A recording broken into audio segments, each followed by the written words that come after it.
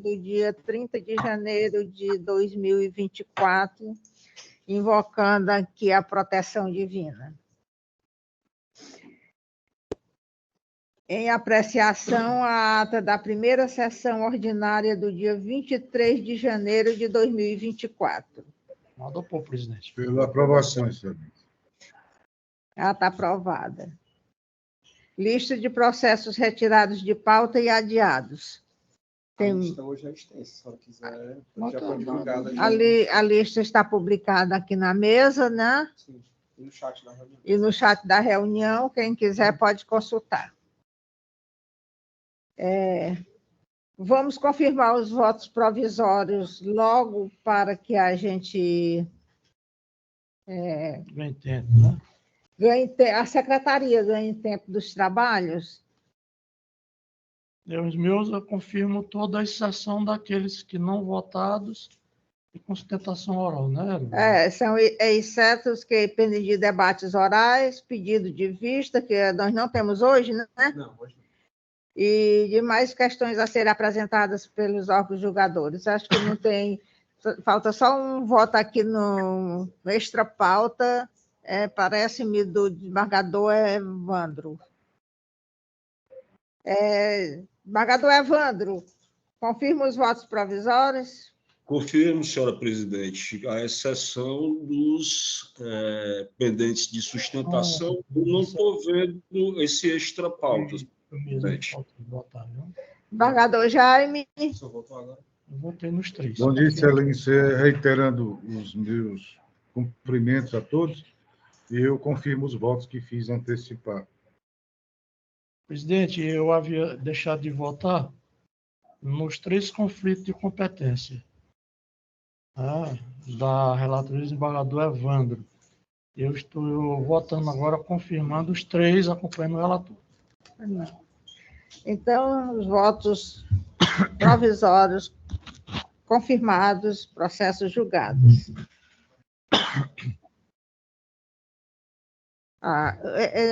Não foi confirmado, né? Porque então vai deixar o 42 fica para o final, que é aquela questão. Aquele que ela não confirmou o voto provisório. Deixa para o final. Pode. Processo por sustentação oral. Quem tem advogado Aqui, presente?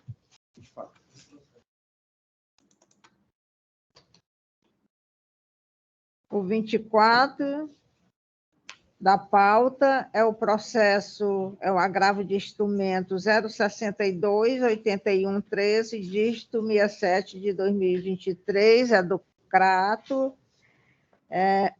Ambas as partes solicitaram o agravante J. Macedo S.A., agravado solicitante Raul Amaral Júnior, advogado solicitante Fernando Veras Bezerra, advogado solicitante João Pedro Mota, agravado Cícero Ivan Ginvaldo Ferreira Leite, advogado solicitante Thales Sânio Nunes Freire. É o relator, o desembargador Francisco Bezerra Cavalcante. Desembargador Bezerra está aí mesmo, né? Mesa. Ambas as partes requereram, e o primeiro a se pronunciar é o autor, né? O agravante. O agravante J. Macedo S.A. o advogado presente, qual é? Porque tem 3 aqui. Fernando Veras Bezerra. Doutor, o senhor dispensa a leitura do relatório? Não. O outro também, né? O outro está presente? Quem é? Estou presente, excelência, virtualmente. O senhor dispensa também a leitura do relatório? Sim, excelência. Então, o doutor Fernando tem a palavra pelo prazo regimental. Muito obrigado, desembargadora. Quero comunicar primeiro bom dia a todos. Agradecer aqui a possibilidade de estar fazendo sustentação oral, nesse caso que me abrigou aqui durante 17 anos. É um prazer estar de volta. Tá certo? Estou aqui hoje, num agravo de instrumento que se origina desembargador Bezerra, de uma manutenção de posse. Então, aqui nós estamos numa manutenção, né, numa discussão possessória. E aqui é um caso até mais simples, desembargadores, eu peço a vênia de vocês, porque foi concedida uma liminar nessa manutenção em que não há o preenchimento dos requisitos, certo? Como a gente sabe muito, as ações possessórias, nós herdamos lá do direito romano, elas exigem, tá certo? Para que a sua concessão, 2 requisitos básicos na fumaça do bom direito, que é a posse anterior, certo? E a questão do tempo, né, seria a questão da posse de força nova. E aí, se a gente pegar a inicial do próprio autor na manutenção, folhas 3, tá certo? Vocês vão ver que o terreno, ele sequer estava murado, sequer estava cercado, esse terreno estava na terra nua, esse é um terreno de J. Macedo que remete ao Moinho S.A., da época do Moinho, certo? J. Macedo, quando foi fazer um levantamento dos seus terrenos, encontrou esse. Foi ao local, né, ano passado, certo? Percebeu realmente que o terreno ele estava em terra nua, o terreno é seu, o terreno está registrado em nome de J. Macedo S.A., é um terreno antigo, como eu disse para vocês, tá certo? Esse doutor Cícero, que é o agravado, diz que comprou o imóvel em 2004. Na verdade, a gente até pode trazer essa discussão aqui hoje, mas não vem ao caso, em que o imóvel que ele realmente comprou é uma porção de terra ao norte, muito menor, em que quando ele sai de um cartório para outro, ele consegue ampliar o imóvel dele em mais de 200%, de forma, numa retificatória extrajudicial por edital. Inclusive, J. Macedo já protocolou na corregedoria local, tá certo? Reclamação contra o cartorário.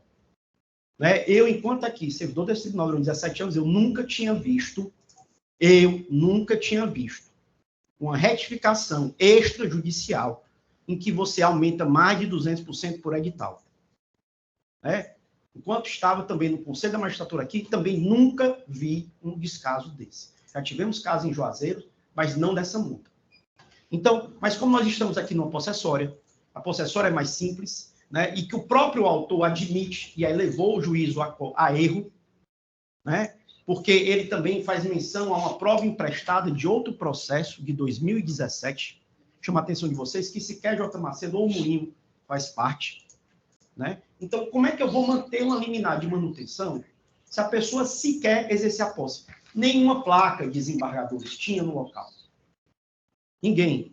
Né? O que acontece nessa manutenção é quando o J. Macedo já tendo cercado, J. Macedo já cercou e estava limpando o terreno, aparece esse cidadão. Se dizendo aí, no caso, aí proprietário do imóvel e manejando, e a sua base, inclusive, é o que nos chama a atenção, né? A base da sua ação possessória, em que ele alega tudo é na propriedade. Então, desembargador Bezerra, né? Desembargador Livramento, desembargador José Evandro, a gente só espera aqui, enquanto J. Macedo, né, que a justiça seja feita, essa liminar, ela não prospera. Sequer, numa ação reivindicatória, esse doutor Cícero teria direito. Né? Como nós já dissemos, nós já também entramos junto à corregedoria, estamos, né, fazendo todos os esforços possíveis para que isso seja colocado de forma clara. Né? Inclusive porque a gente também já provocou o município, porque nessa questão, se você for olhar o loteamento, né, isso inclusive está nas nossas razões, tá certo? Houve aí, né, um uso capião, entre aspas, né, de terra pública, né, porque as ruas foram, né, as ruas do loteamento, elas foram todas nesse, né, que se ele se diz proprietário desse imóvel, certo? Agradeço demais a todos, tá? Um bom dia. Eu sei da quantidade de processos, sei do compromisso dessa Câmara e do desembargador Bezerra, né? Temos aqui nenhum senão, ao contrário, só elogios a fazer a Câmara e o seu comprometimento, tá? Obrigado. Esse daqui.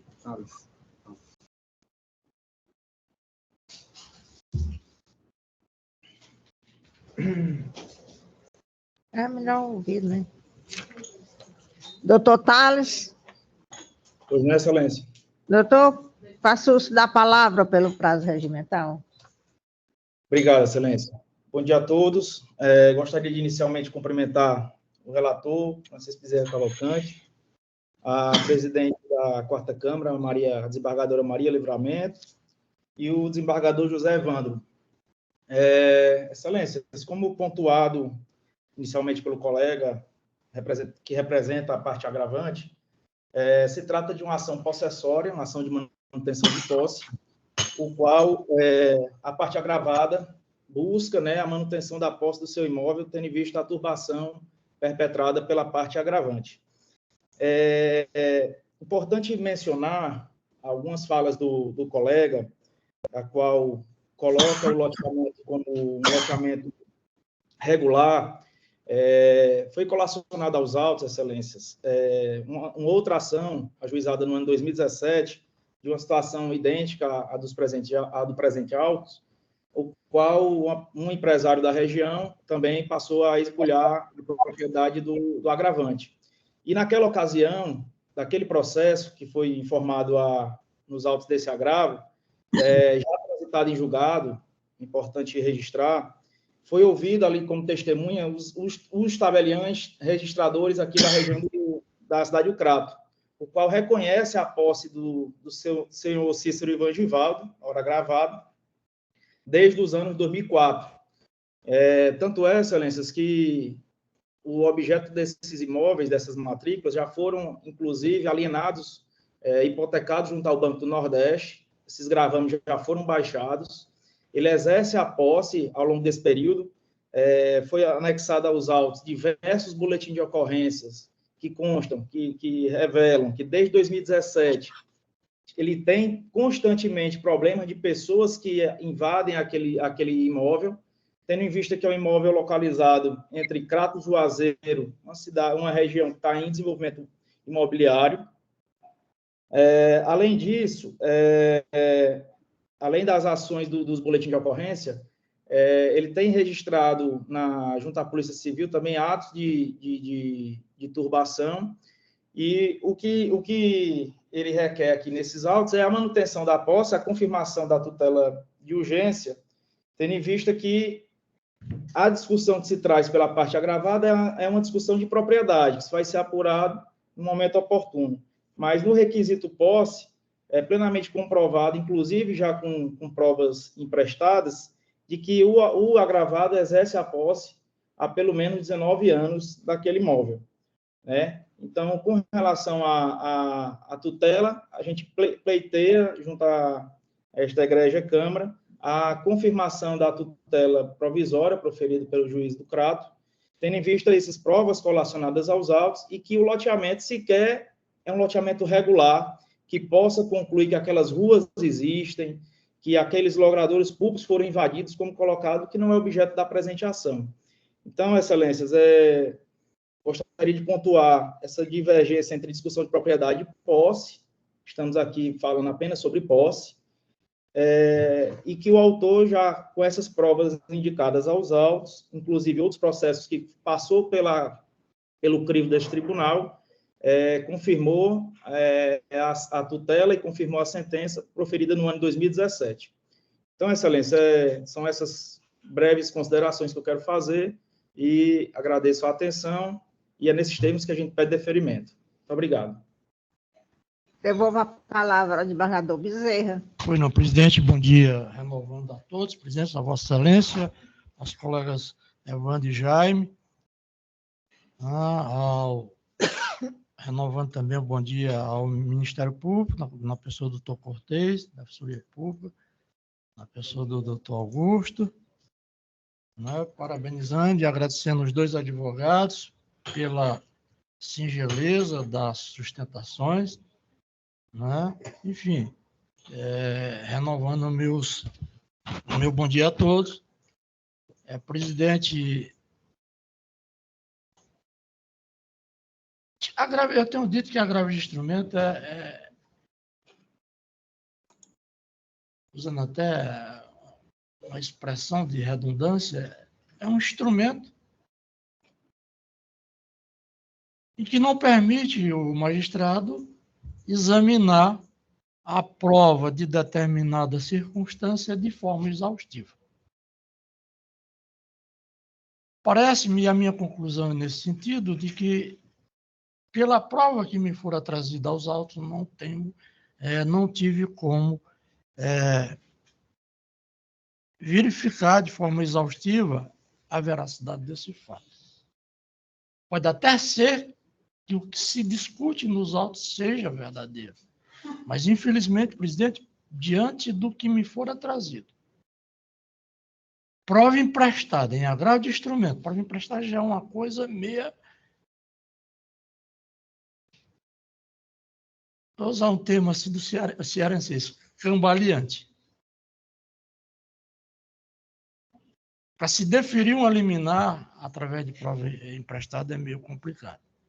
Confesso, presidente, que eu não vi, neste momento, prova capaz de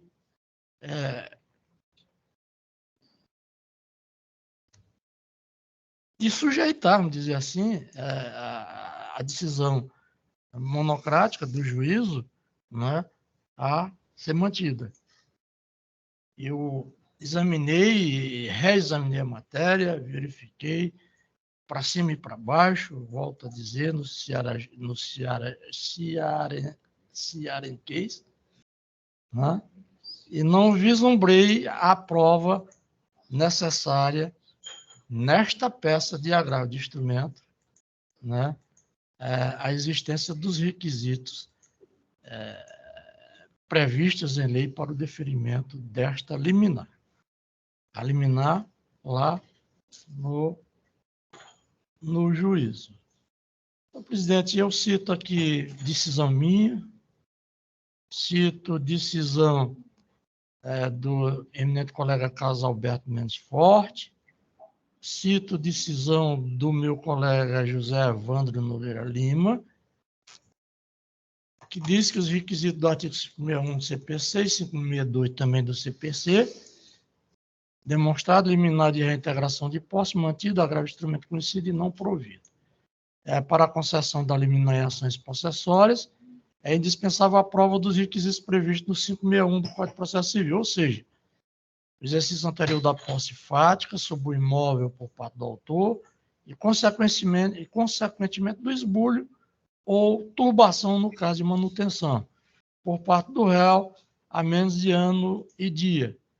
No caso de Sua Excelência o Embargador Evandro, que eu tomei por parâmetro para decidir essa matéria, tem-se que a parte autora comprovou na origem a propriedade e o exercício da posse sobre o bem em questão, folhas 17, 18, 21, 22, além de turbação em período inferior a 1 ano e dia, da turbação da interposição da ação por meio de invasão de várias pessoas, construção irregular de barracas, conforme possível extrair das fotografias, e boletim de ocorrência anexado. Assim, após o juízo perfunctório do feito, estando preenchidos os requisitos para a concessão do pleito antecipatório, revela-se impertinente a revogação da decisão que concedeu a medida liminar nos autos principais. Essa decisão, ela diz que é cabível desde que exista nos autos a presença desses requisitos. E eu concluo dizendo, esta é feita ao contrário do alegado, no recurso, a manutenção do pedido de tutela de urgência aviado pela parte recorrente demonstra-se nessa oportunidade viável momento por preencher os requisitos exigidos no Código de Rito Civil. Ante o exposto, voto pelo conhecimento, presente recurso de agravo de instrumento para no mérito negar o provimento e, com isso, manter e retocar a decisão de primeira instância. É assim que voto, presidente. Nós já temos voto provisório, né? Eu acompanhei o voto de Vossa Excelência, desembargador Bezerra, também pensando assim, é uma matéria fática, muito difícil de ser provada, é quase impossível em agravo de instrumento. Então, eu confirmo o meu voto provisório, acompanhando a relatoria. E o desembargador Evandro também já votou. Desembargador, o senhor mantém o voto provisório? Pois não, senhora presidente. Confirmo o voto provisório com as achegas de Vossa Excelência. Então, proclamando o resultado, por unanimidade, o recurso foi conhecido e, no mérito, negar-lhe provimento.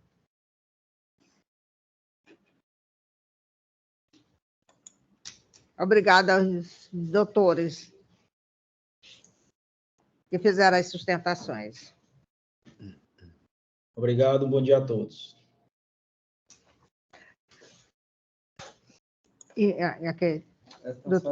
Está só assistindo? Então, vamos iniciar o primeiro... A primeira sustentação? Não. Sua preferência? Não, está só... Está só assistindo.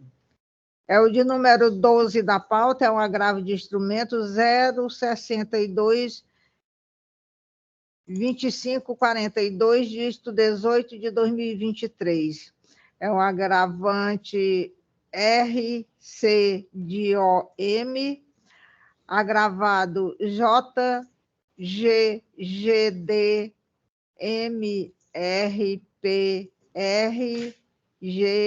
de SM, agravado GGDO, MRPRG de SM. Agravado solicitante José William Citor Ramalho Filho, e o relator é o desembargador Francisco Bezerra Cavalcante. O agravado solicitou. Desembargador Bezerra, pode ser dispensável, pode né? ser, exatamente. O advogado está presente? José William. Bom dia, desembargadora, online. Tudo bom, excelência? Bom dia. O recurso... Cadê o advogado? Foi provido. O doutor dispensa? Foi desprovido. Recurso conhecido e desprovido. O senhor dispensa a sustentação?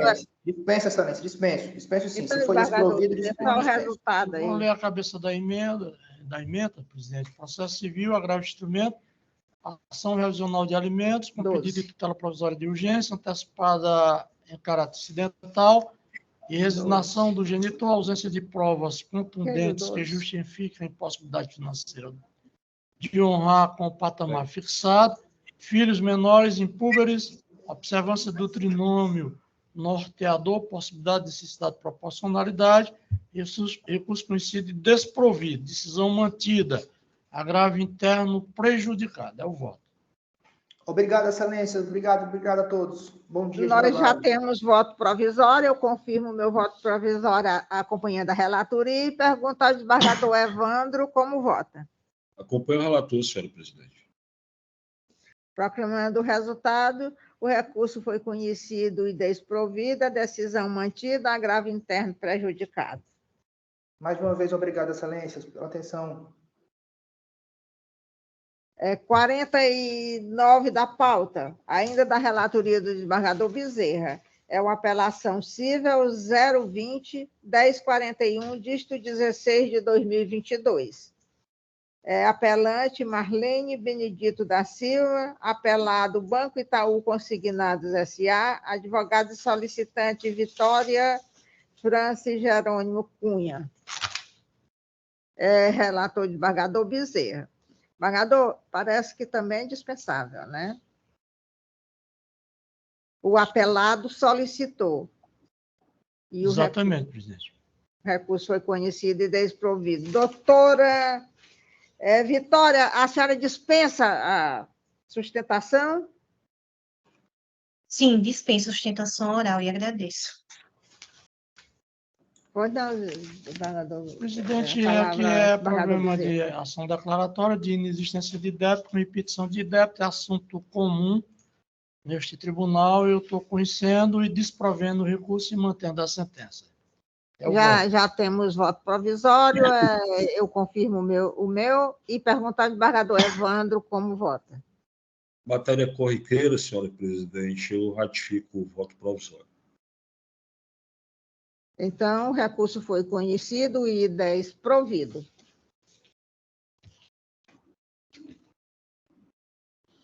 55 da pauta é uma apelação cível 023-2834, dígito 61 de 2022, é de Fortaleza. O apelante, são vários apelantes? Apelante Ronald Cavalcante Gonçalves, Apelante Neda Ismênia Gonçalves de Barro. E muitos apelados. Mário Guilherme da Silva, Vera Lúcia Galvão da Silva, Raimundo Guilherme da Silva e outros mais. Advogado solicitante, Thales Pontes Batista. Relator, desembargador Bezerra, e o apelado solicitou. Ele também pode ser dispensado, né, presidente? Pode. Quem é o advogado apelado? Doutor Thales está presente? Thales Ponte Batista. Chama aí. Doutor Thales, por gentileza, o microfone do senhor está desligado. Pois não, excelências, presente. Presidente, eu acho que pode ser dispensado. Eu não estou conhecendo o recurso. Você quer fazer sustentação? Não há necessidade. Já Vou ler, então, só a cabeça da emenda, Certo. presidente. Da emenda. 5. Processo civil, apelação civil, 50. ação declaratória de inexistência de enfiteuse cumulada com retificação imobiliária, improcedência e resignação autoral, interposição de recurso de apelação anterior ao julgamento dos embargos de declaração, decisão que acolheu os aclaratórios e modificou a sentença recorrida, necessidade de ratificação do apelo nos estritos limites da lei, inteligência da súmula 579 STJ, precedentes, preclusão consumativa, quanto ao segundo apelo, princípio da unirrecorribilidade recursal, recurso não conhecido. É o voto, presidente. Também já temos voto provisório. Eu confirmo meu voto provisório acompanhando a relatoria e pergunto ao desembargador Evandro se confirma o voto dele. Confirmo, presidente, com o relator. Então, proclamamos o resultado, o recurso não foi conhecido. Agradeço a Vossas Excelências. Tenham um bom dia. 62 da pauta, apelação civil 072-4244, dígito 10, de 2000. O número? 62 de pauta. 62?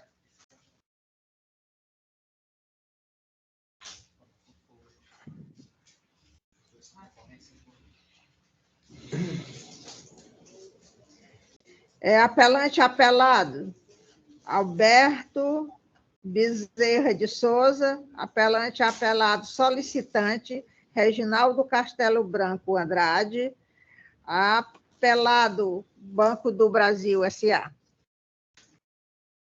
Advogado solicitante, José Inácio Rosa Barreira. Relator, Francisco Bezerra Cavalcante. Ambos solicitados, desembargador Bezerra. Só idade. Os advogados estão presentes?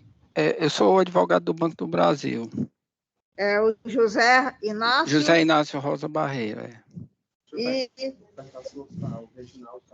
o Reginaldo Castelo Branco está presente? Estou presente, excelência. Só acompanhar. Sim, não vai... Certo. Então, o José Inácio Rosa Barreira dispensa a leitura do relatório? Dispenso. Tem a palavra pelo prazo regimental? Excelentíssimos senhores desembargadores, esse é um caso bastante interessante, e que de uma revisional que os advogados da autoria ingressaram a favor de um devedor do banco, a revisional de um título de R$ 55.000, R$ 153,68. Esse título está nas folhas 38 e 42, que se transformou atualmente numa execução de honorários advocatícios. Eu vou dizer o valor aqui que eles estão pleiteando que seja homologado, que segundo eles é o entendimento deles. eles estão pleiteando uns honorários advocatícios sucumbenciais de 41 milhões, 51 mil reais, R$119,50. Esse valor está nas folhas 621 de um cálculo que eles estão tentando que seja homologado e que o juiz preferiu não homologar e extinguir a ação, né? Mas eu vou relatar aqui um pouco aqui o caso, certo? No dia 21/10/2005, foi ingressada uma ação revisional no valor de R$55.153,68. O título está nas folhas 3842, certo? O título era para pagar a primeira prestação no dia 1º de setembro de 2003 e a última prestação no dia 1º de setembro de 2005, 24 parcelas. Foi ingressada a revisional no dia 21/10/2005. As folhas 79, sim, foi ingressada uma revisional e uma cautelar. Nós estamos tratando aqui da cautelar. Na revisional, ele pediu para tirar capitalização de juros, comissão de permanência e tudo. Na cautelar, ele pediu para excluir o nome dos clientes deles dos cadastros restritivos, né? Nas folhas 79 tem a sentença, certo? 79 tem a sentença dos autos, 79. Na sentença, manda excluir a capitalização, daqui, conheço dos presentes constantes na presente ação revisional para julgado parcialmente procedente, para que o contrato seja calculado, passando a observar as taxas mensal de juros adotada pelo contrato, com regime de juros simples, afastando a capitalização, o regime de juros, e seja expurgado comissão de permanência com correção monetária e multa, seja procedida a compensação, é aqui onde está, seja concedida a compensação entre os valores ilegalmente pagos, né, anteriormente pelos autores e eventual saldo devedor a apurar, na forma simples, em favor dos promoventes, né? E quanto a cautelar, a cautelar foi o seguinte: com relação à cautelar, julga-se procedente para determinar a exclusão dos autores nos cadastros de inadimplência. E colocou custos processuais e honorários advocatícios, estes fixados em 15% sobre o valor da apuração em posterior liquidação de sentença, recíproca e proporcionalmente distribuída, compensando os valores entre as partes, né? Tribunal de Justiça manteve a decisão em 2014. O desembargador Bezerra, inclusive, foi o relator do processo da apelação. Ele manteve intocada a sentença. Em 2019, em 2014. Em 2015, iniciou o cumprimento de sentença dos honorários advocatícios. Já em 2015, os advogados pleiteavam R$2.843.000 de honorários. Por quê? Eles não pagaram nenhuma prestação, mas eles atualizam o débito com todos os encargos que foram extirpados, até a data atual, e calculam e diminuem os valores e pretendem receber esse montante. Posteriormente, em 2019, o juiz de primeiro grau chegou a homologar um dos cálculos, que o banco era condenado a pagar quase 6 milhões de honorários. O Tribunal de Justiça, num agravo de instrumento do banco, mandou reverter e o processo retornou e continuou se fazendo várias perícias, mas sempre se trazendo o cálculo para a data atual. Sempre vai dar, cada vez aumenta mais. Em 2002, está nas folhas 651 a 673, tem uma perícia que traz os cálculos da dívida atual para 272.123.158,20. E eles tiram os 15% deles e pedem R$41.051.051.119,50. Quer dizer, 41 milhões de honorários de uma dívida revisionada de R$55 mil, né? Só que o juiz de primeiro grau, ele não homologou e preferiu extinguir a ação, alegando o seguinte, que os advogados estão executando na cautelar, e na cautelar não existiu condenação de honorários. A revisional é que eles poderiam questionar os honorários, né?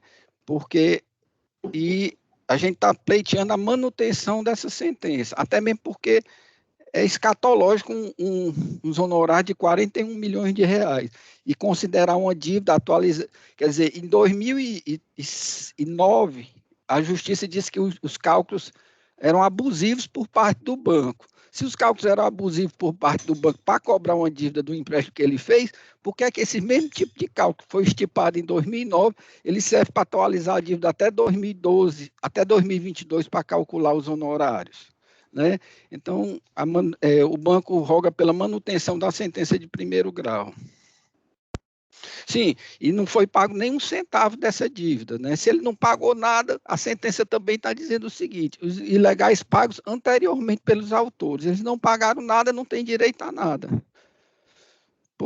A gente roga pela manutenção. Devolvo a palavra ao desembargador Bezerra. Pois não, presidente, agradeço a fala do eminente advogado, presidente, e inicio o meu voto. Presidente, eu vou ler o voto todo. O voto é curtinho, mas está bem esclarecedor. As minhas conclusões estão bem esclarecidas, até porque esse processo ele já veio duas vezes para minha mão, presidente, em apelação e agravo de instrumento, né? Penso, presidente, que tudo que o advogado do Banco do Brasil diz poderia ter resolvido lá no início. Mas, infelizmente, não foi resolvido. A coisa foi sendo empurrada com a barriga, presidente. Eu não sei por culpa de quem, se por culpa do juízo, por culpa das partes, não sei a culpa de quem, mas a coisa foi sendo empurrada pela barriga. E o que é certo é que há uma condenação, né? E essa condenação deve ser resolvida, né? De qualquer sorte, deve ser resolvida por nós, até porque eu não acredito, presidente, em justiça que prorrogue decisões ad nutum. Para mim, decisão tem que ser eminente, tem que ser rápida, objetiva, né? De sorte a que se faça realmente justiça às partes. É isso que eu proponho, no caso, para resolver de vez essa pendência.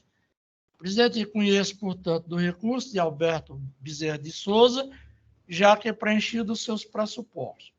E vê-se dos autos que, após regular a tramitação do cumprimento de sentença requerida às folhas 165 e 172, o juiz sentenciante entendeu por chamar o feito à ordem para reconhecer a nulidade processual, já que o cumprimento deveria ter sido promovido nos autos do processo principal, onde foram fixados honorários advogatícios, e não nos autos da ação cautelar. E aqui faço uma pausa. Presidente, os dois processos foram julgados no mesmo momento, a principal e a cautelar. Portanto, no meu entender, essa execução poderia ser em qualquer um dos autos, dado que é no mesmo momento. O julgado do juízo, extinguindo o feito. Todavia, digo eu, entendo que está diante de decisão que tendenciou ao excesso de formalismo, incapaz de gerar nulidade de todo o processo de cumprimento de sentença. O erro cometido pela parte exequente em direcionar o cumprimento de sentença nos autos do processo cautelar poderia ser retificado pelo próprio juiz através da determinação de trasladação daquele peticionamento aos autos corretos. Ademais, se constata que a sentença de folha 73 e 79 julgou ambos os processos, o cautelar e o principal, sendo a fixação dos honorários naquela oportunidade do julgamento único, sendo, portanto, mais um ponto de importância a justificar o mero manejo pelo juízo recorrido do cumprimento de sentença aos autos do processo principal. E é nesse sentido que as cortes pátrias vêm refutando o excesso de formalismo, como se dá no processo em tela. Aqui eu cito jurisprudência de Goiás, né, que tem esse mesmo entendimento meu, excesso de formalismo. Cito também juízo do Paraná e digo que, no caso, portanto, deve-se dar provimento ao recurso para que seja afastada a sentença que extinguiu o feito, sem resolução do mérito, para regular a tramitação. Por outro lado, está-se diante de hipótese do artigo 1013, parágrafo 3º do CPC, que autoriza o julgamento do feito diretamente pelo tribunal, já que é extinto o processo por ter sido a petição inicial indeferida, nos termos do artigo 9241 do CPC, equivalente ao artigo 4851 do CPC de 73, aplicável ao processo de conhecimento. Diante disto, passo ao exame do mérito da causa. Analisando o feito, vê-se que o juízo recorrido às folhas 264, por entender ter havido discrepância entre os valores cobrados no cumprimento de sentença, determinou o encaminhamento dos autos à contadoria do fórum para que esta procedesse com a liquidação da sentença. Todavia, esta determinação foi substituída pela determinação de realização de perícia, despacho de folha 267. O laudo pericial foi apresentado às folhas 330 e 348, tendo o juízo despachado às folhas 351 para que as partes manifestassem acerca dos seus termos. Na sequência, vê-se que houve a homologação dos cálculos através da decisão de folhas 436 e 442, com a determinação de intimação do executado para, no prazo de 15 dias, pagar o débito exequendo, no valor de R$ 2.254.964, R$ 2.254.963,42, nos termos do artigo 523 do novo Código de Processo Civil, a título de cumprimento definitivo de sentença. Em seguida, proferiu a decisão de folhas 455 e 457, em que assim restou consignado. Diz Sua Excelência o juízo. Trata-se de ação de cumprimento de sentença, página 165-172, proferida em 8/12/2009, página 7279, e com trânsito em julgado em 20/8/2014, conforme certidão de folha 5159, para a cobrança de honorários advogatícios propostos por Alberto Bezerra de Souza nos autos da ação cautelar conexa à ação regional, ajuizada por Antônia Elita de Araújo, EPP, e o Elton Lins Albuquerque, em face do Banco do Brasil, todos devidamente qualificados. A instituição financeira executada foi intimada por meio de seus advogados, conforme demonstra a certidão de folhas 447 e 450, para pagar o débito exequendo, no valor de R$ 2.254.963,42, e não 40 e tantos milhões, nos termos dos cálculos apresentados pelo perito, página 330 e 348, e homologados a folhas 442, sob pena de multa de 10%, mas honorários advogatícios também no percentual de 10%, conforme o artigo 523 e seguinte do Código de 15. Verifica-se o decurso do prazo informado na petição de folhas 447 para fins de pagamento da quantia pelo banco devedor, sem qualquer manifestação deste nos processos, nos presentes autos, razão pela qual determina o segmento da execução, diz o juiz, porque o banco não respondeu, né, conforme requerido as folhas 451 e 454, por penhora de valores através do Bacenjude e na forma prevista no 523, parágrafo 3º do novo Código de Processo. Procede Sua Excelência o juiz, dizendo que cabe destacar, conforme sustentado pelo exequente, que a interposição dos embargos de declaração não tem o condão de suspender o feito, pois em nosso ordenamento jurídico, o referido recurso apenas interrompe o prazo para a interposição eventual do recurso até o do artigo 1026 do novo Código. A decisão interlocutória de folhas 436, 446 436.443, deu prazo de 15 dias para o Banco do Brasil efetuar o pagamento do débito, exequendo, que nos termos do certidão de páginas 447, ecoou em 18/5/2017, quer dizer, o banco perdeu o prazo. Contudo, a mencionada instituição financeira proferiu quedar-se inerte. Pelo exposto, diz o juízo, defiro o pedido de bloqueio junto ao Bacen, Jude, em contas do Banco do Brasil S.A., com os seguintes valores. O juiz faz uma planilha, o valor executado, 2.254.000, e quebrados, multa de 10% na execução, de 225.496,34, custos processuais, também foi condenado na execução, né, em face da inércia do banco, e 225.496,15, daria um total a pagar de 2.705.956,10, tudo porque o banco quedou-se inerte. E o juiz, então, determinou bloqueado o valor acima em títulos do banco. Cumprida a diligência, acima, nada sendo apresentado ou requerido por qualquer das partes, libera-se o valor. Isso diz o juiz. É a decisão.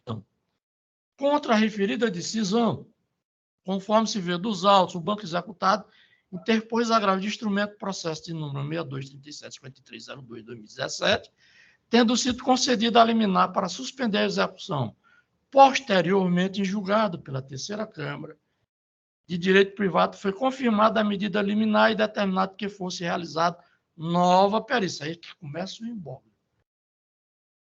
Desta feita a ser proferida por outro experto, não aquele da contadoria do foro.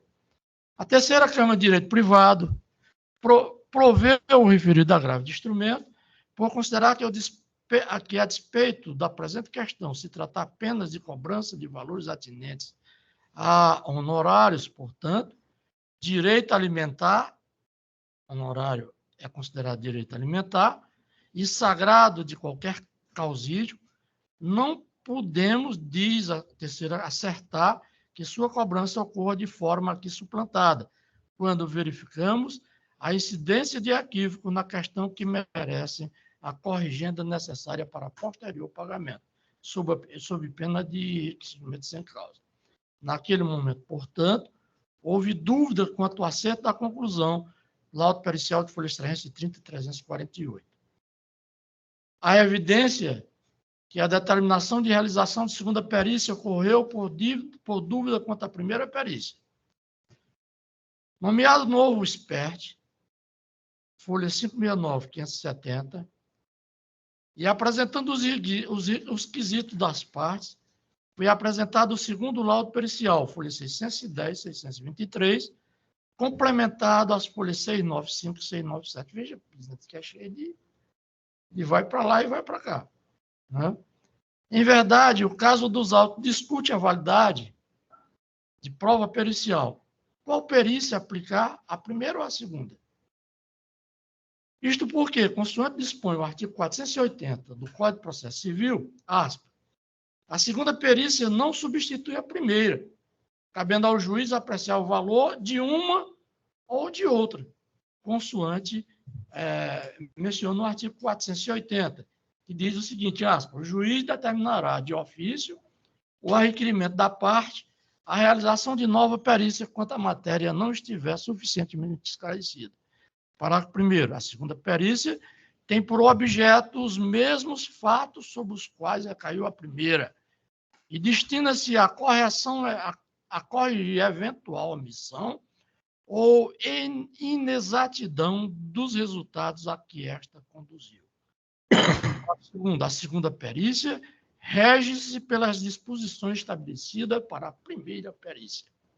Parágrafo 3º, a segunda perícia não substitui a primeira, cabendo ao juiz apreciar o valor de uma ou de outra. Com base no artigo supra transcrito, digo, os parâmetros para a realização do cálculo pericial, notadamente a utilização do proveito econômico, foi bem delineado pela decisão de folhas 403 436 e 442, inclusive mencionando a manutenção das partes antes da realização da primeira perícia, no sentido de que fosse observado, aspas, o proveito econômico de cada parte, fecha-se aspas.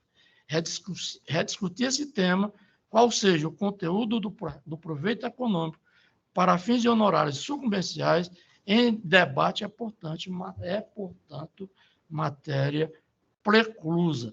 Neste sentido, é a jurisprudência do Tribunal de Minas Gerais, aí eu cito uma decisão agora do dia 30 de 11 de 2021. E outra do dia 16 de 11 de 2022, de São Paulo, mesmo sentido.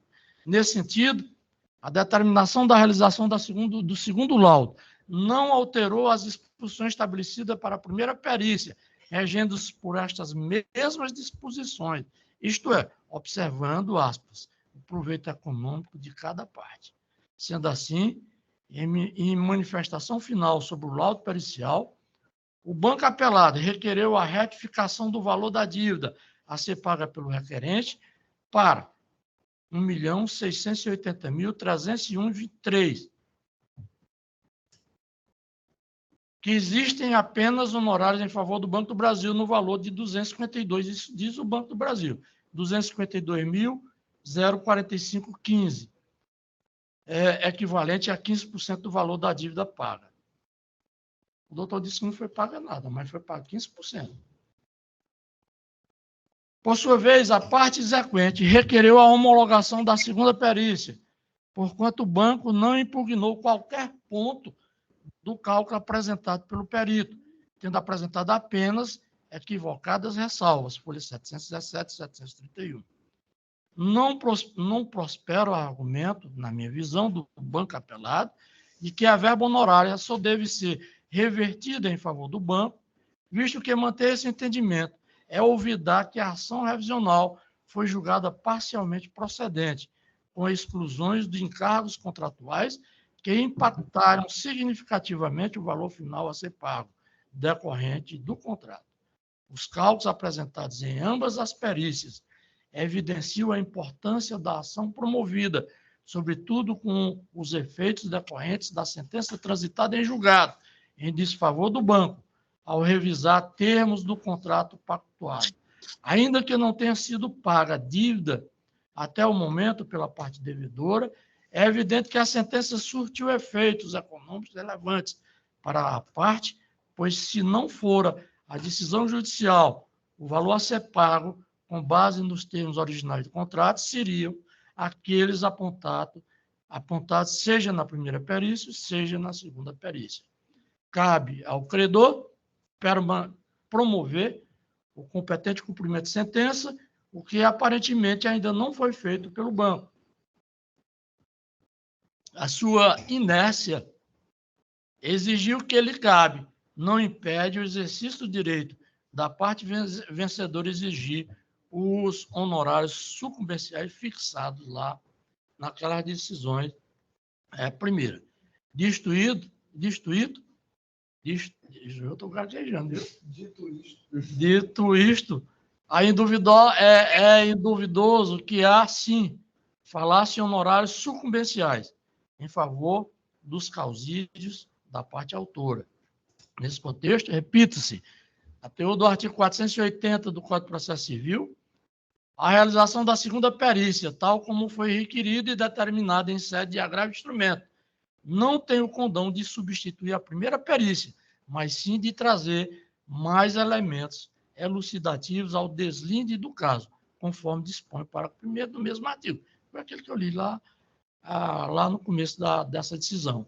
Afasto, portanto, presidente, a segunda perícia, haja vista não ter sido suficiente a apontar inexatidão na primeira perícia, ou apontar algum elemento divergente que possa pôr em dúvida a conclusão da primeira perícia, sobretudo porque, ao utilizar os mesmos conceitos para encontrar o proveito econômico, como definido na primeira perícia, os valores então encontrados seriam significativamente superiores.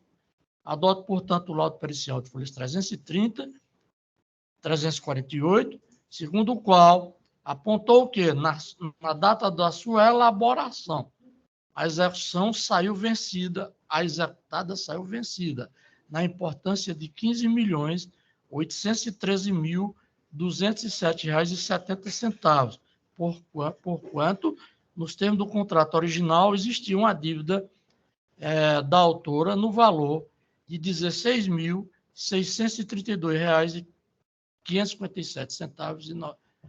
Aliás, R$ 16.632.557,94. E após a sentença transitada em julgado, a dívida ficaria restrita a R$ 819.350,24. Deve-se, pois, a execução contida pelo valor reconhecido no primeiro laudo pericial, diga-se, defasado, já que é atualizado até a data de 22 de 2017. Quanto ao recurso interposto pela Associação dos Advogados do Banco do Brasil S.A., face ao julgamento do recurso de Alberto Bezerra de Souza, na forma proposta, evidentemente restou prejudicado, já que tinha como único tema honorários sucumbenciais, a que não se reconheceu por decorrência o direito de havê-los à associação apelante. Ante o exposto, presidente, termino. Voto pelo conhecimento e provimento do recurso de apelação interposto por Alberto Bezerra de Souza para a reforma da sentença afastar a extinção do processo, determinada pelo juiz recorrido, além da aplicação da teoria da causa madura, prevista no 1013, parágrafo 3º do CPC, e avançar no julgamento do mérito, para considerar válido como valor da execução o reconhecido na adição de folhas 455, 457, devendo os autos da execução tramitar pelo valor nela constante. Voto ainda por não reconhecer o recurso interposto pela Associação dos Advogados do Banco do Brasil, já que prejudicado. É dessa forma que voto, presidente. Eu já votei provisoriamente, acompanhando Vossa Excelência, e pergunto ao desembargador Evandro como vota. O voto é para acompanhar o eminente relator, senhora presidente. Então, proclamando o resultado, por unanimidade, o recurso de Alberto Bezerra de Souza foi conhecido e provido, o recurso da Associação dos Advogados do Brasil não conhecido. Obrigada ao doutor José Inácio e Reginaldo. Tem mais um. É o último da relatoria do desembargador Bezerra, é o 67 da pauta. É uma apelação cível 011-2781, dígito 56 de 2019. Apelante a apelado, Horizonte Avícola e Industrial S.A. Apelante apelado, José Quintão de Oliveira. A advogada solicitante, Dalila Carlos de Carvalho, ou, retificando, Dalila Carlos de Castro. Apelante apelado, Martins dos Santos Gomes. Apelante apelado, Maria de Fátima Gomes dos Santos. Advogado solicitante, José Osmar Celestino Júnior. Relator, desembargador Francisco Bezerra Cavalcante. Ambas as partes solicitaram.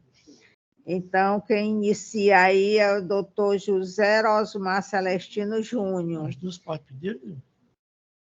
As duas partes pediram? As duas partes. A senhora quer que chame porque eles vão se manifestar aqui. Pergunte aí. Doutor José Osmar Celestino Júnior, a presidência da Câmara está convocando o senhor para a tribuna. O senhor se encontra? Doutor José Osmar Celestino Júnior.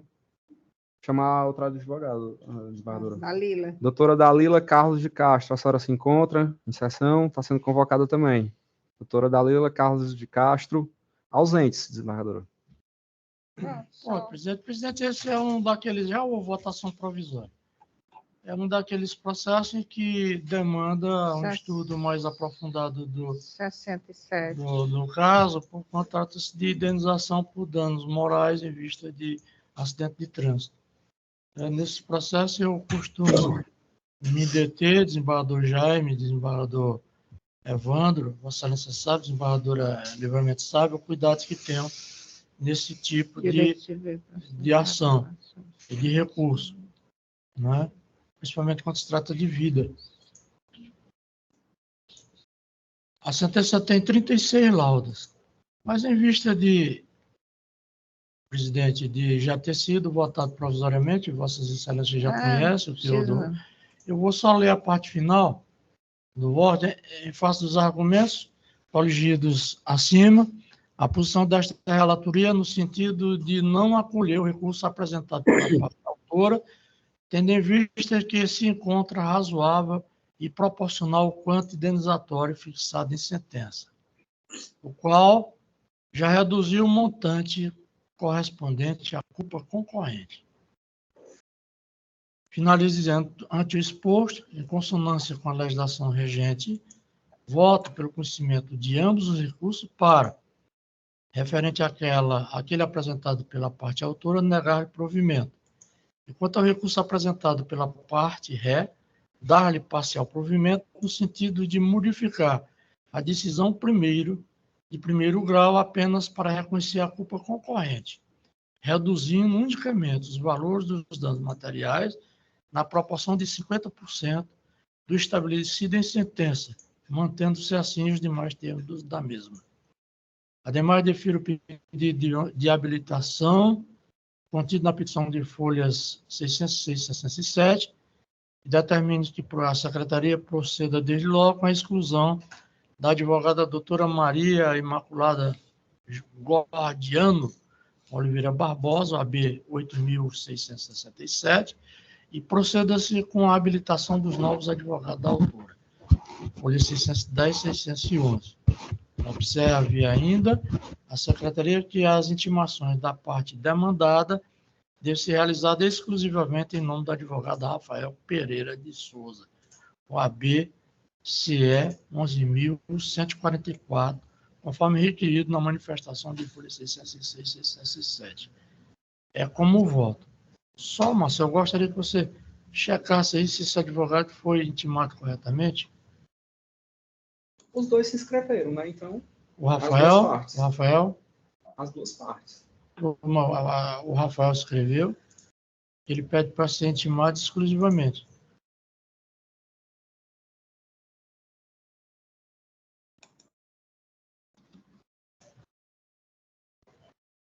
É porque essa petição foi acostada depois do relatório. Sim, mas ele assina essa petição? O Rafael? A partir de agora ele vai ser intimado. Quer saber se ele foi intimado do julgamento de hoje? Julgamento não. Vamos botar o julgamento não pode ser realizado, né? Vai dar nulidade, né, presidente?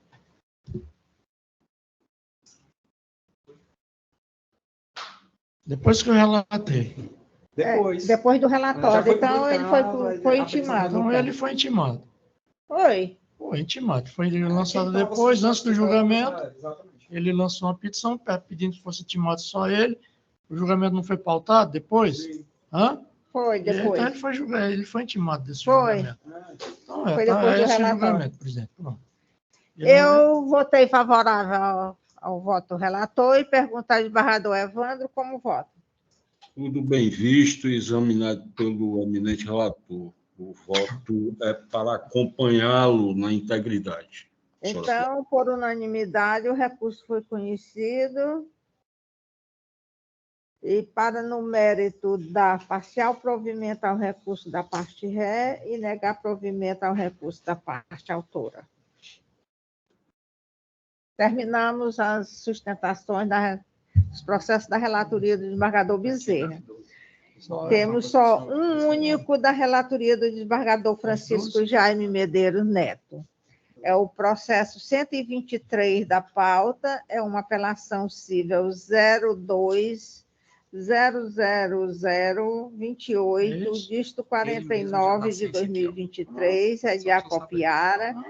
Apelante é Maria Almeida Bezerra, apelado Banco Itaú Consignados S.A., advogado solicitante Eduardo PRI e relator o desembargador Jaime, o apelado solicitou. Qual é o nome, presidente? É 123 da pauta.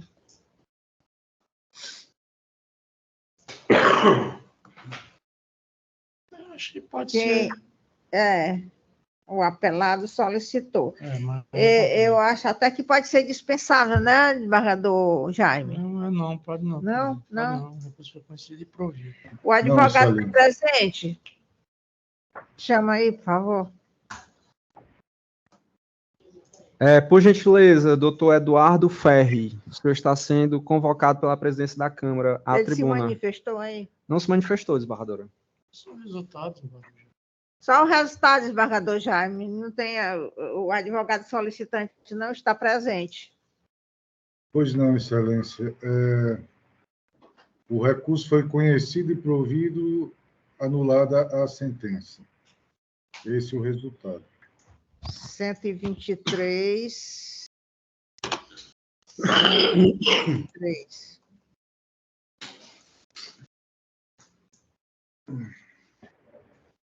Nós já temos também voto provisório, desembargador Bezerra. Não tem o meu voto, eu confirmo. E eu também confirmo meu voto favorável à relatoria e proclamo o resultado. O recurso foi conhecido e provido, a sentença foi anulada por unanimidade. E acabamos. E aquele? A questão do 120... Não, 42. Ou 42.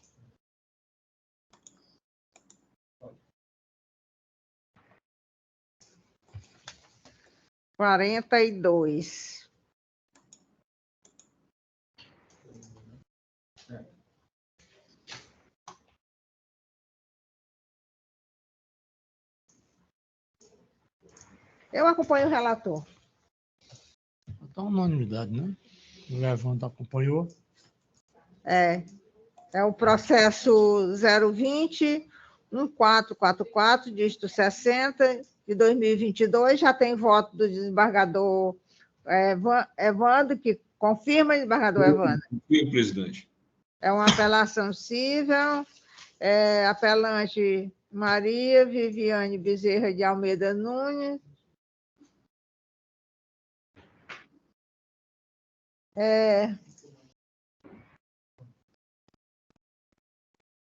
Terminamos, então.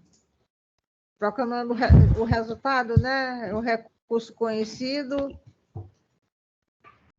Sentença não provido, sentença mantida.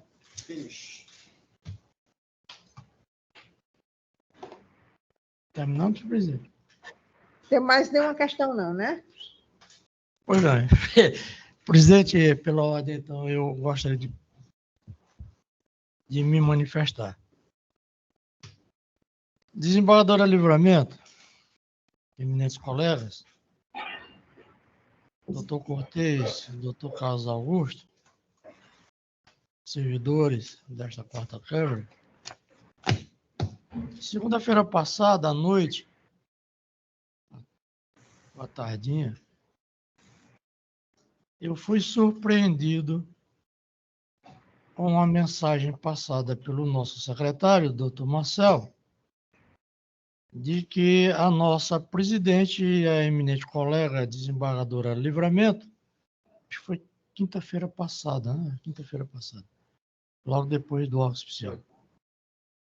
A desembargadora eminente, colega, presidente desta quarta Câmara, havia sido removida para uma das câmaras de direito público deste tribunal e, ao mesmo tempo, para o seu lugar viria também por remoção da terceira Câmara de Direito Privado para esta Câmara o eminente colega André. Confesso que, desembargadora presidente, que à primeira vista, e o Marcelo sabe e sentiu, não é, a minha tristeza. Até porque Vossa Excelência já se encontra trabalhando nesta quarta Câmara há mais de 3 anos. 4. Há mais de 4 anos, né? Há mais de 4 anos. E aqui deixou, evidentemente, desembargadora, pelos seus julgados, pela sua postura de magistrada, né, a sua marca. Assim como deixou a nossas colegas que Deus levou, desembargadora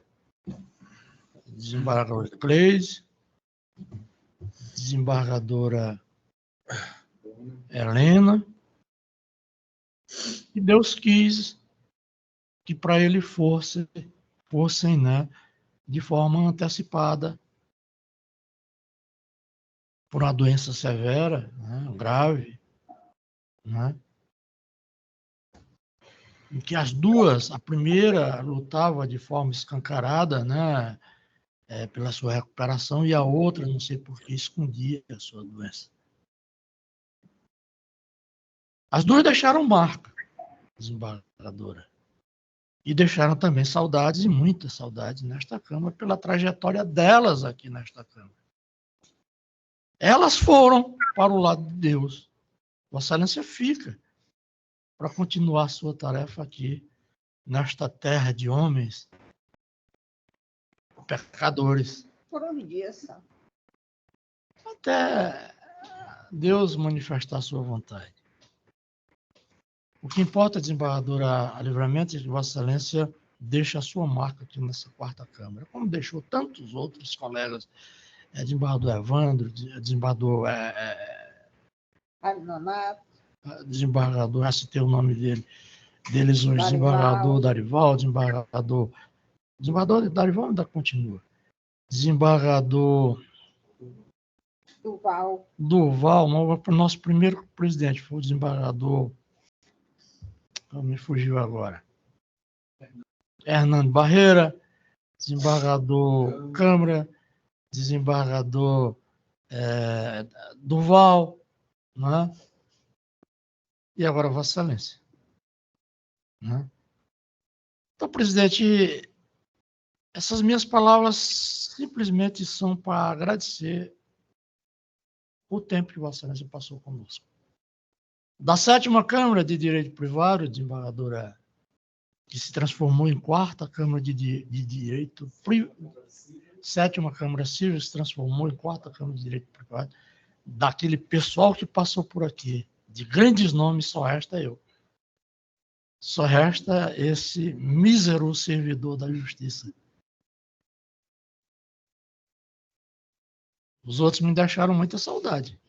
Doutor Augusto, dali, né, por pouco os olhos não lacrimejam, né, porque eu sou daquelas pessoas que fico muito emocionado e vinculado àquelas pessoas que por mim passaram, que eu reconheço que fizeram um trabalho excepcional, né? Sacrificando até a sua vida pessoal, né? Em benefício da própria coletividade, a própria sociedade. Eu entendo que justiça, presidente, é efetiva, eu já disse hoje. Justiça não pode ser empurrada pela barriga. Justiça tem que ser prestada de logo. E hoje a gente vê o Tribunal de Justiça dando lição desta justiça rápida, né? Eficiente, fazendo cumprir exatamente aquele princípio consagrado na Constituição da República, da razoável duração do processo. Basta que se veja a nossa estatística, né? A estatística da 4ª Câmara, eu vou dispensar, que foi, ano passado, foi dos órgãos do Tribunal de Justiça, foi a que maior prestou trabalho ao jurisdicionado do Brasil, não é do Ceará, do Brasil. nós alcançamos a marca irrefutável de quantos processos, Marcelo? 9.238 processos. Praticamente nós dobramos o número de julgados de um ano para o outro. O Tribunal de Justiça não se... Foi mais de 70%. Foi mais de 70%. O Tribunal de Justiça, desembargador-presidente, deu um salto nessas últimas gestões de altíssima qualidade. A produtividade do Tribunal de Justiça do Ceará tem sido algo espantoso, tanto no primeiro quanto no segundo grau, né? Descendo a patamares nunca vistos, doutor Augusto, né? E alcançando, em termos de julgado, em termos de trabalho, os melhores tribunais do país. Isso é graças... E a qualidade de julgado. Isso é graças às nossas gestões, né? Não digo todas as gestões, cada qual tem o seu ponto, seu ponto de vista a trabalho, né? E aí ninguém desmerece nada. Todos a vitória é de todos, é do conjunto, né? Mas eu termino dizendo que nós vamos sentir muito a sua ausência, desembargador. Essa cadeira vai ficar vazia por mais 2 dias, né? Tendo em vista que o nosso presidente, depois da remoção, né, já aprovada, assinada, né, chegou a Vossa Excelência e ao desembargador André, né, para sustentar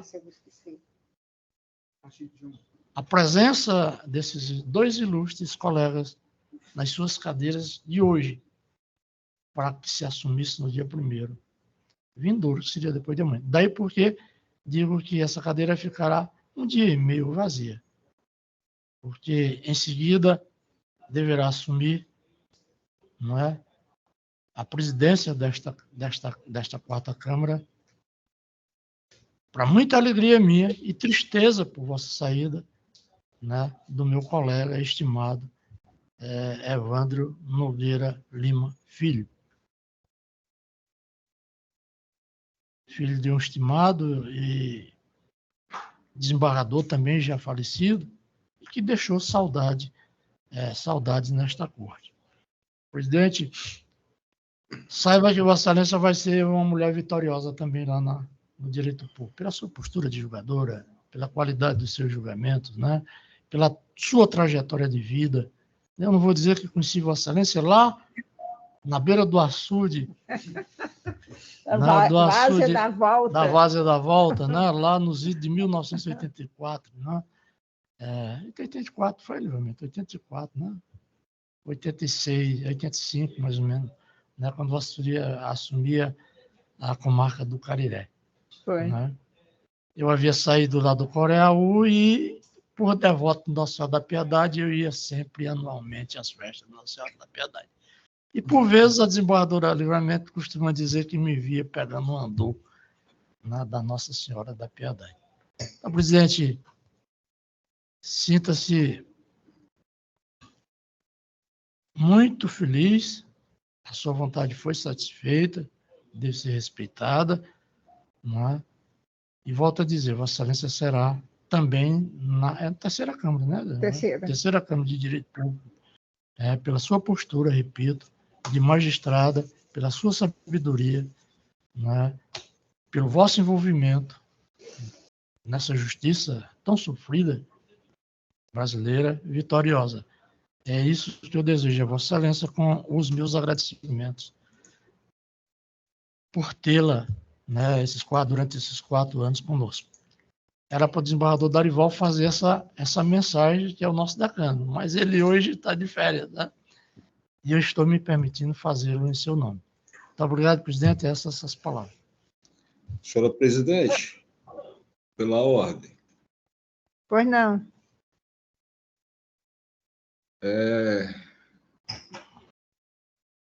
Eu já tinha, no início da sessão, dito que, embora não esteja presencialmente nesta sessão, meu coração está aí.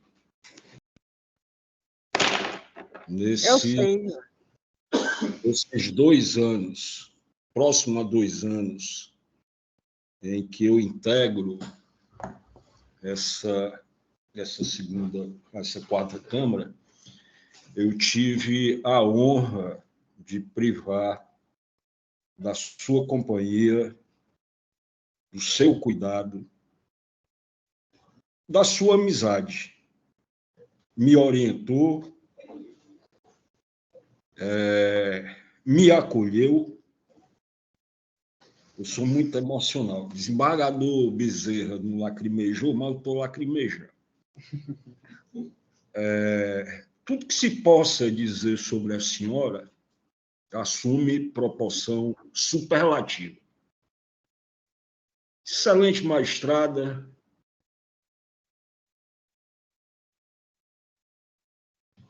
excelente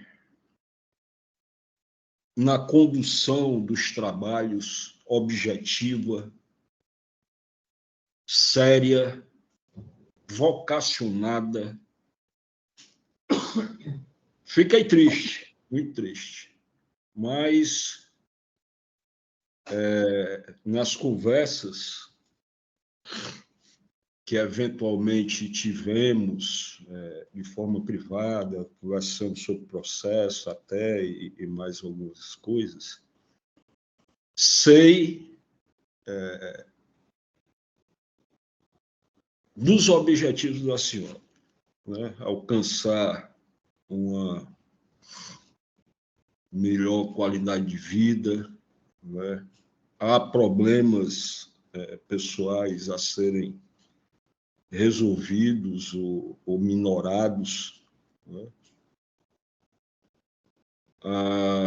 A senhora reservou um lugar especial no meu coração. E essa lembrança, né, vai durar por toda a minha existência. Eu não elogio, desembargadora. Eu tenho pavor a isso. Ou falar sobre mim, ou elogiar os outros. É muito difícil. Eu sou muito emocional. E não faço isso gratuitamente. Se o faço, é porque assim sinto. Entendeu? Receba meu abraço, né, e um respeitoso beijo. E vou estar sempre, sempre à sua disposição. Seja feliz, sei que a senhora vai fazer um ótimo trabalho, ou no direito privado, no direito público, seja para onde a senhora for designada. Um grande abraço. Muito obrigado. Antes de alguém manifestar, só um momentinho. Vamos decidir aqui a direção da Câmara, né? Mas vai ficar registrado na sessão. Nada contra, né? Vereador Jaime. Pois não, excelência. Nada contra a passagem da presidência da Câmara para o desembargador Evandro?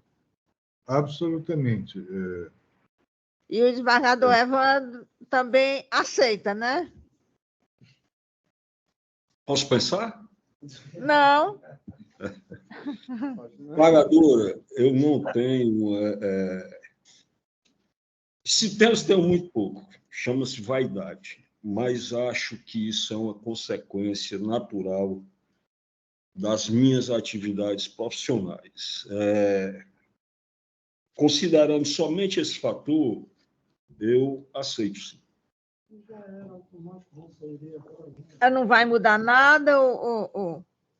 Em absoluto. Na conversa anterior, o Marcelo, como secretário, vai continuar e não vai mudar nada. Sim.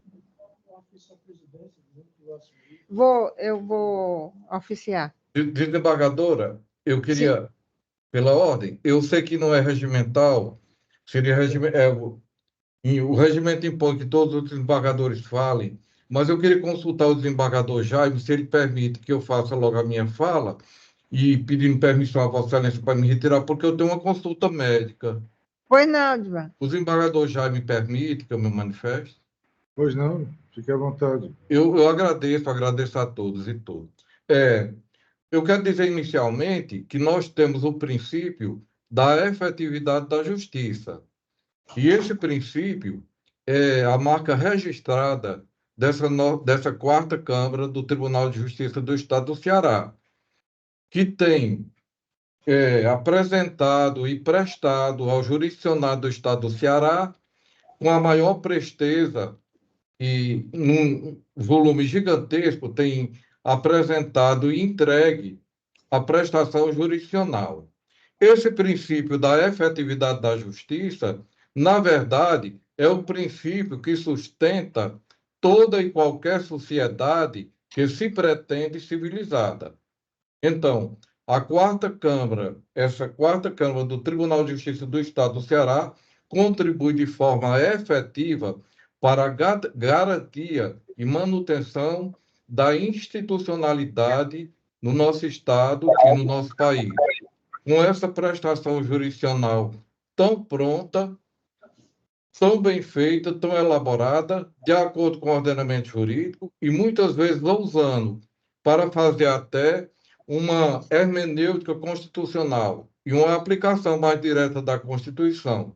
Tudo na busca da boa aplicação do direito, da boa dicção do direito e da realização do ideal de justiça. Vossa Excelência não fugiu a esse padrão.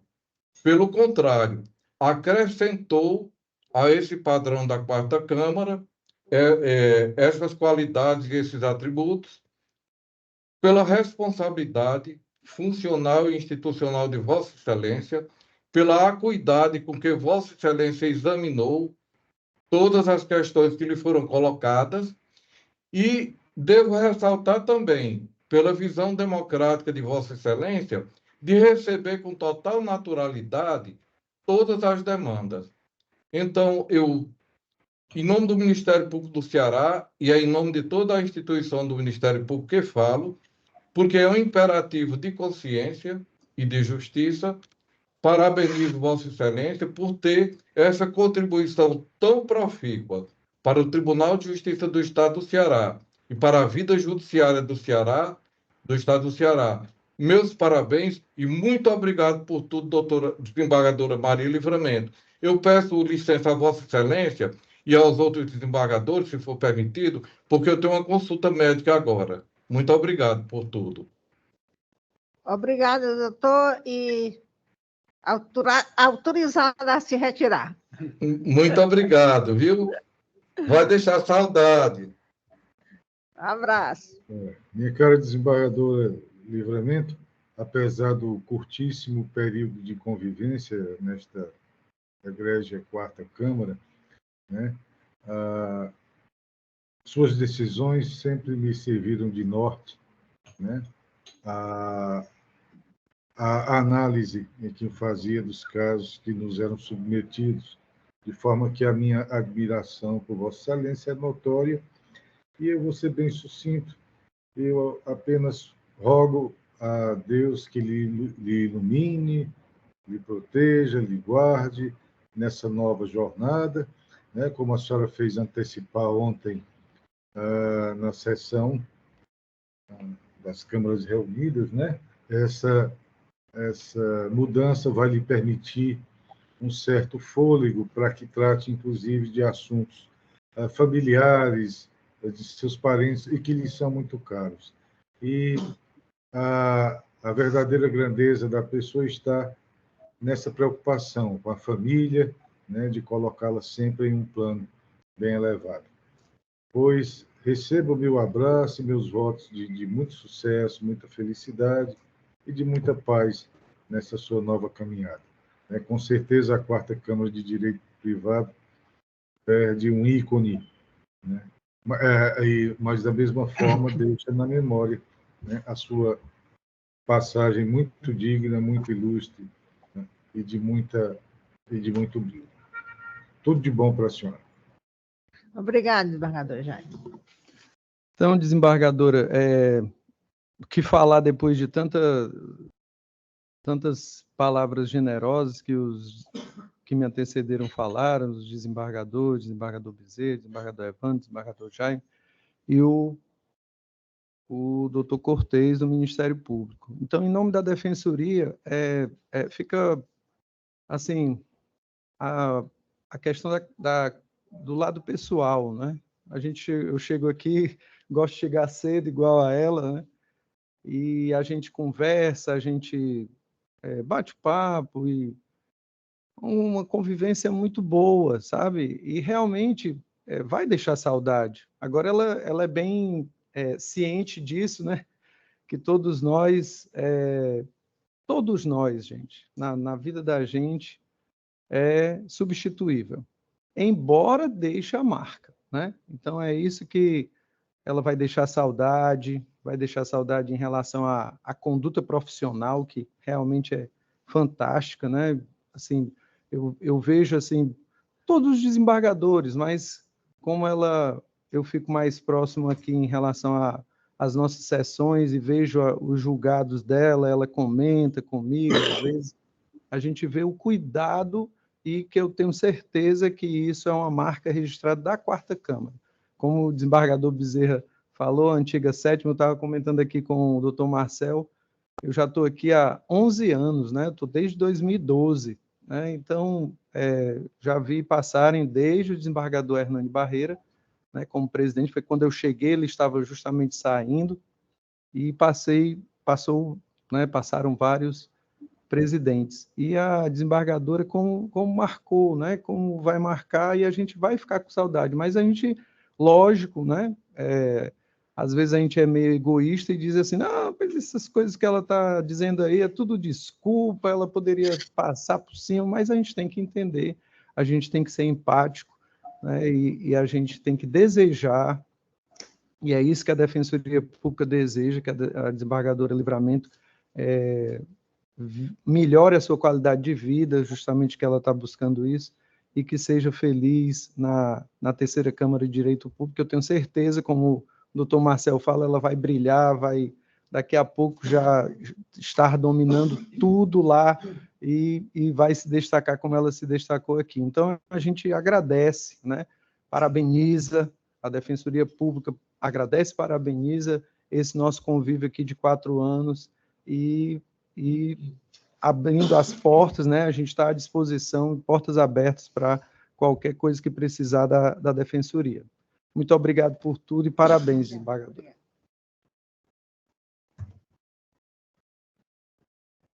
queria falar. Diz aí o que você quer dizer.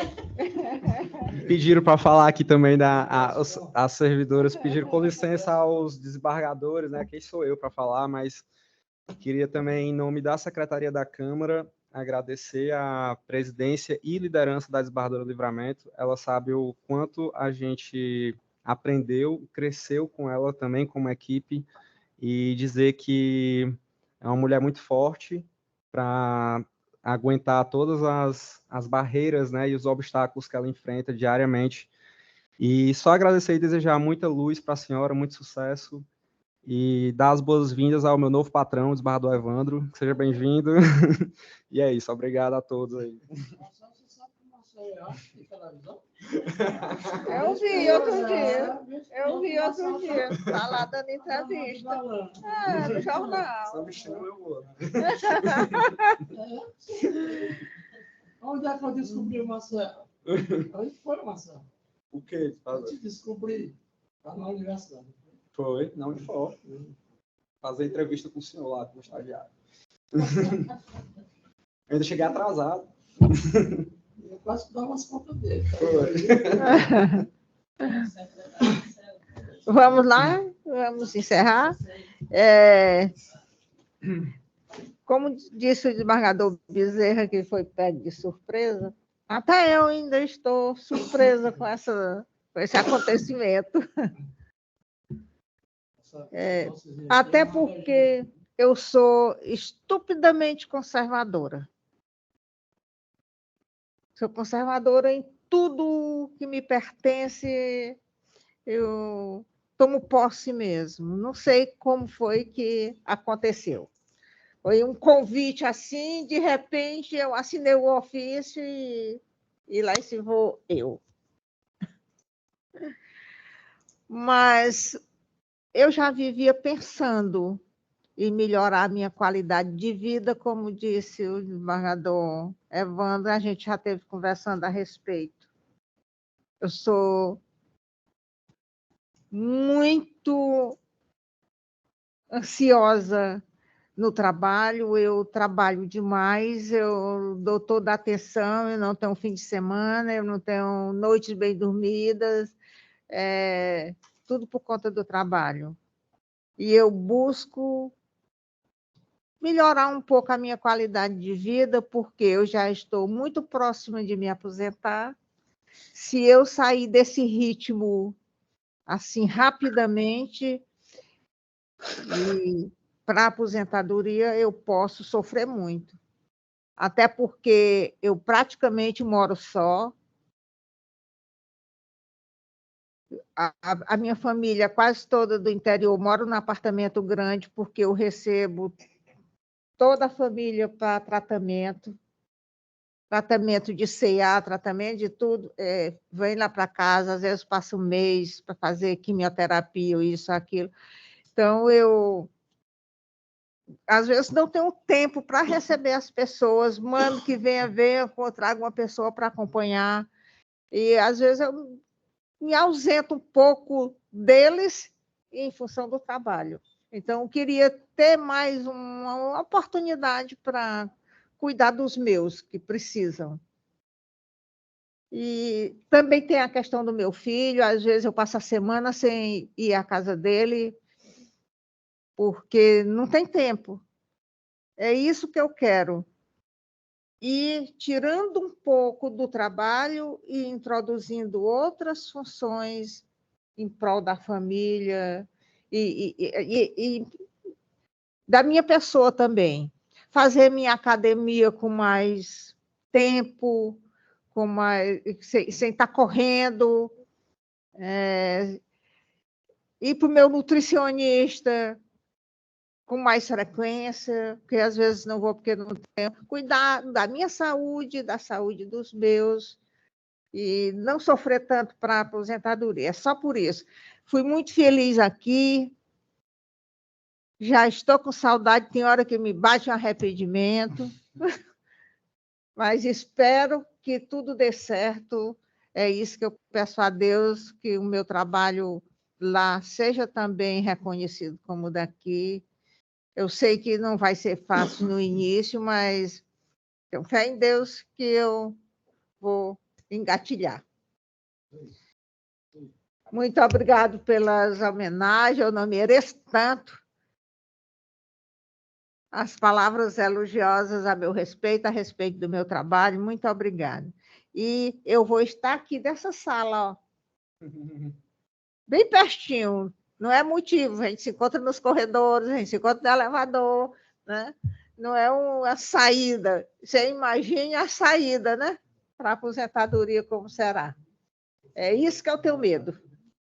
Um abraço a todos. E declaro encerrada a sessão.